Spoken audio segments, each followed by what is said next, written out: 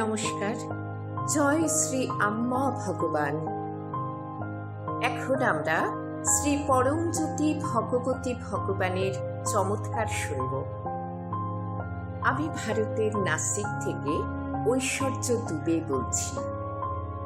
আমার বোনের বিয়ে মে মাসের শুরুতে হওয়ার কথা ছিল। কোভিড-19 পরিস্থিতি সত্ত্বেও পাত্রের বাবা মা চেয়েছিলেন মে মাসের শেষের দিকে বিয়ে সম্পন্ন হোক।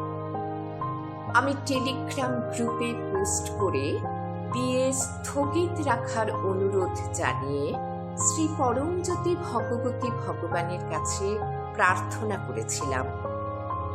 এর কিছুক্ষণ পরেই আমি অন্তর্যামীর স্পষ্ট নির্দেশ শুনতে পেলাম, এটা হতে দাও, কারণ এটি আমাদের জন্য অর্থনৈতিকভাবে লাভদায়ক হবে।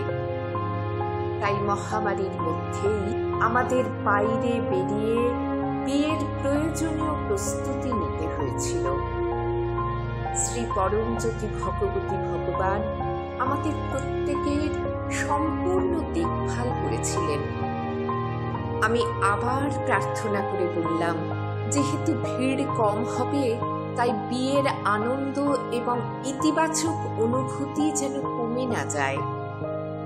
শ্রী আম্মা ভগবানের কৃপায় বিবাহটি সবচেয়ে আনন্দময় হয়ে উঠল। অতিথিরা আহার, সাজসজ্জা এবং সামগ্রিক ব্যবস্থাপনার প্রশংসা করলেন। সমস্ত চাপের মধ্যে আমি অফিসের সিস্টেমে আমার কাজের সময় নিবন্ধীকরণের শেষ তারিখটি হাতছাড়া করে ফেলেছিলাম, যা ছাড়া আমার মাসের বেতন পাওয়া সম্ভব নয়। মাস শেষ হবার আগেই আমি মূল মন্ত্র জপ বাড়িয়ে দিই। 30শে মে চমৎকারিকভাবে আমার বেতনের 100% আমার অ্যাকাউন্টে জমা হয়ে যায়। আমি আমার দলনেতাকে জিজ্ঞাসা করেছিলাম যে তিনি কোনোভাবে সাহায্য করেছেন কিনা, কিন্তু তিনি তা করেননি। নিঃসন্দেহে এটি শ্রী পরমজ্যোতি ভগবতী ভগবানের প্রেমময় কৃপা।